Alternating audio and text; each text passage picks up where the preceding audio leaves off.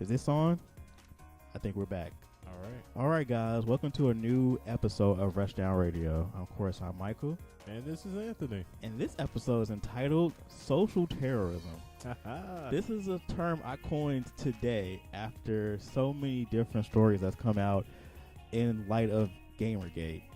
If you haven't heard what Gamergate is, just type it in anywhere, any social media, you just go on Google and type in Gamergate. You'll get all the little tidbits about it. The TLDR is, on the surface, stopping corruption in game journalism, but really it's harassing women who want to be in the video game culture.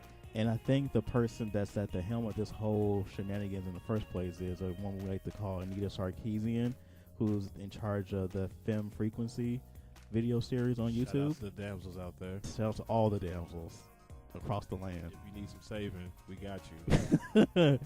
So social terrorism, I like to characterize it, is pretty much people who go out of their way to use their opinions to pretty much terrorize a community of people over the internet. Now, this could be a good thing, and it could be a bad thing. Most times, of course, using the word terrorism is not a good thing. And I think Anita Sarkeesian, in this sense, is a terrorist of social media, particularly the game community.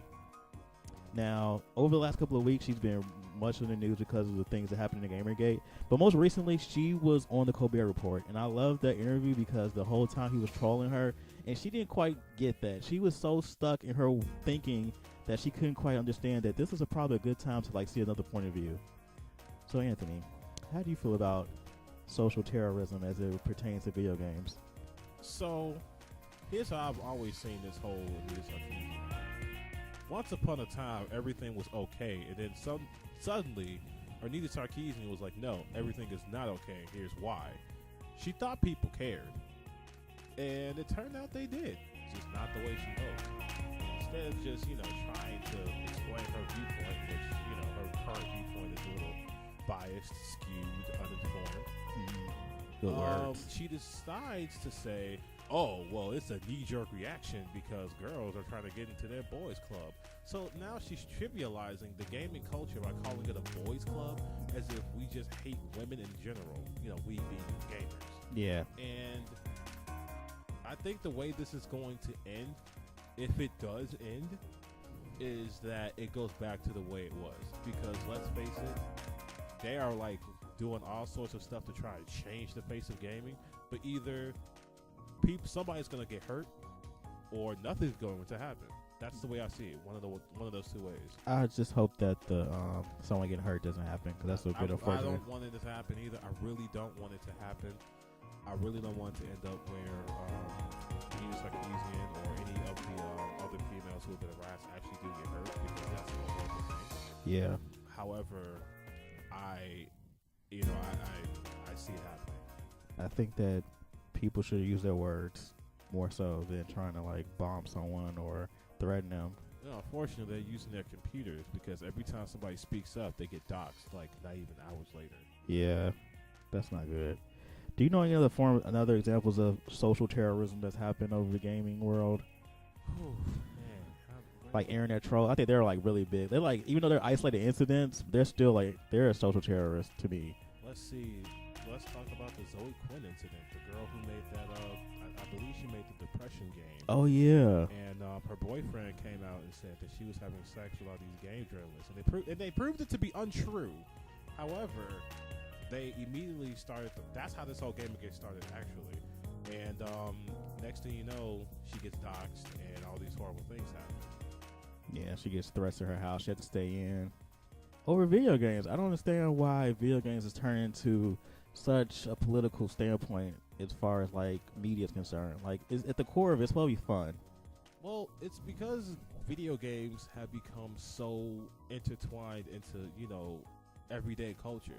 It used to be such a niche thing where only a select few people were video gaming, but because gaming has grown to become so diverse, it's become a media. It's even become an art form by definition. Oh, let's not talk about art games. Hold on. I'm just saying by definition.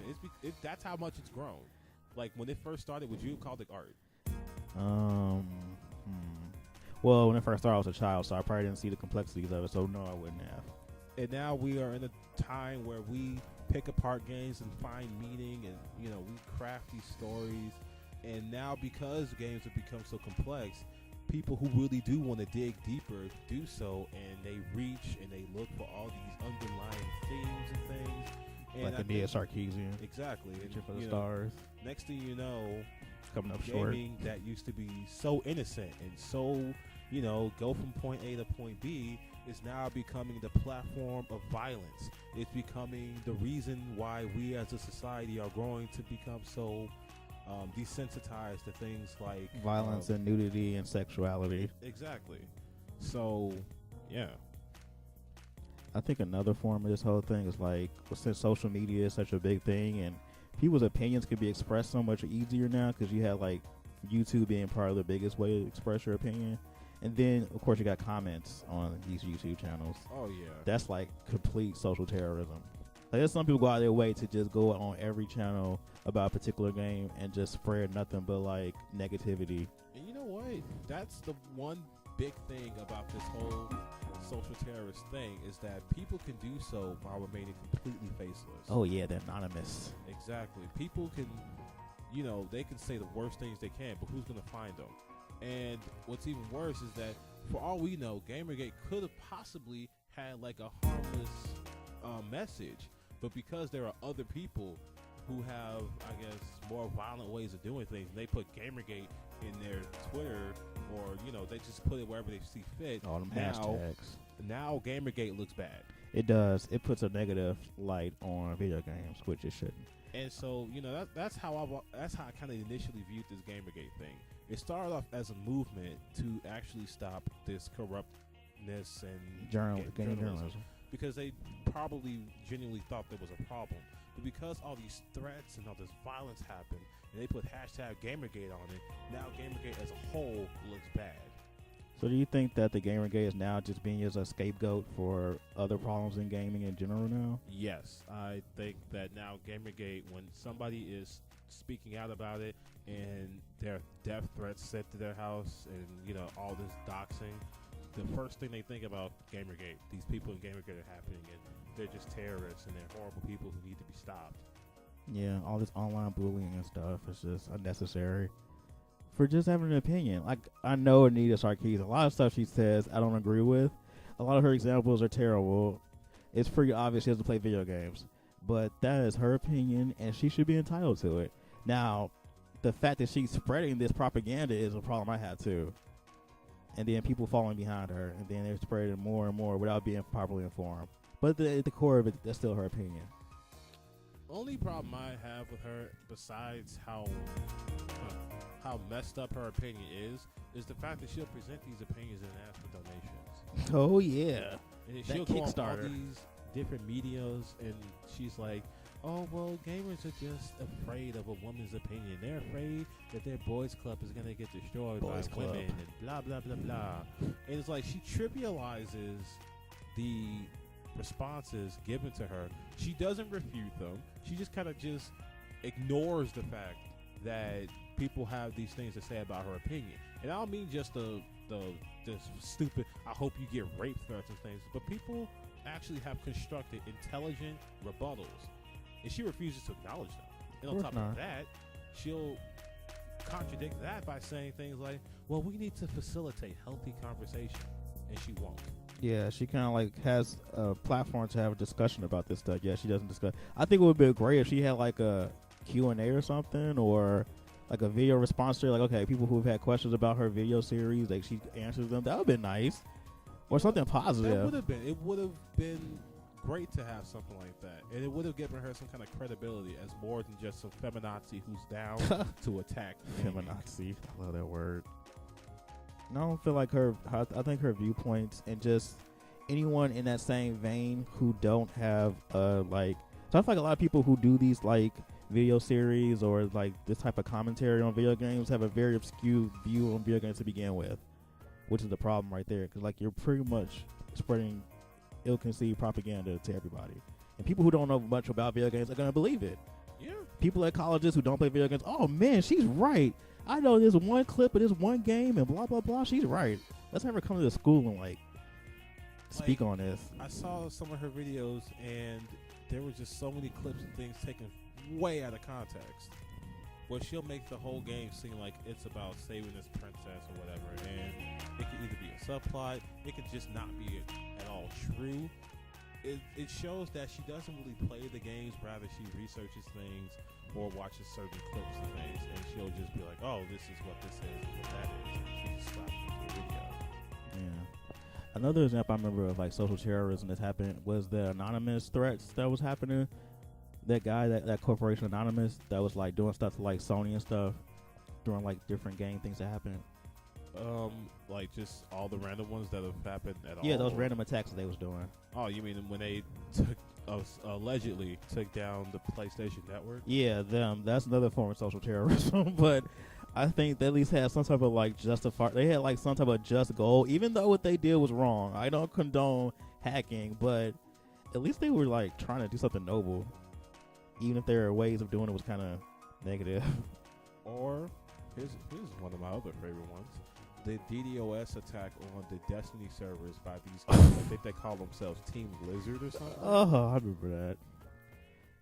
Could you like give like a quick overview of what that was for people who don't know? So, when you do a DDoS attack, you're pretty much trying to shut down the servers and make it so things like online play is undoable. And since Destiny is an online-only game, it makes the game unplayable. God, that's terrible.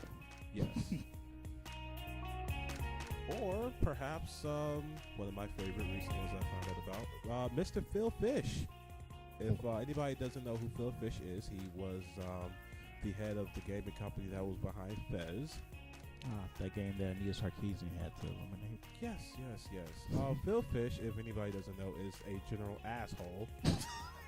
But one of his latest statements was that if you stream a game, if you show gameplay of it, then whatever revenue you make from it, you should give some back to developers. What? Because he says that if you are streaming their game and you're playing their game online for profit, then you are pretty much stealing profit from developers. That's not true. And the backlash he got from that, and of course, there's other things he said, like he's told people that if you want Fez 2 to suck his dick for it, retards. If you look at his Twitter, you'll see all the terrible things Phil Fish has to say, and then wonders why people say things to him or try to punch him in the face in public. But that particular one caused quite an uproar that people may not have noticed because of all the other Gamergate things that have been happening. Oh, Gamergate. And it's like, bruh, stop it. You keep doing these things for attention. It's clear. He talks about how much he's given up the game development, but he keeps on putting himself in the attention, and people keep attacking him, and he keeps attacking back. It's this back and forth that makes him look like he's the harmless little game developer who's getting attacked by a bunch of gamers, because that's how he'll talk about himself. So, in conclusion, what do you think can be done about this whole thing with social terrorism, especially with video games? So, from people who are developers, journalists, etc., if you are going to have some sort of opinion, I won't say justify the opinion, but at least come from a point where you are knowledgeable, you are experienced. That's the important part. You are experienced. And from a place where you don't seem condescending. And from the people who hear those opinions, the first thing that should not come to your mind is some kind of violence or some kind of horrible act that comes to them, because that's what makes you look bad. If you are going to have a counter opinion, then make it intelligent. Show the world who is now looking at gamers today that you are not a bunch of barbarians, that you have an intelligent thing to say, that you are not just out for blood. And it's not a boys' club. All right. Well, I guess that kind of sums up our episode on social terrorism. We kind of have a lot to say. But what do you guys think about social terrorism? I'm sure you see it every day when you go online. If you're on any forum or any group on Facebook or any type of like forum of any kind, I'm sure you see trolls or people who just like want to like widespread negativity throughout the gaming world. So let us know what you think. All right, guys. Thanks for tuning in. We'll see you next time.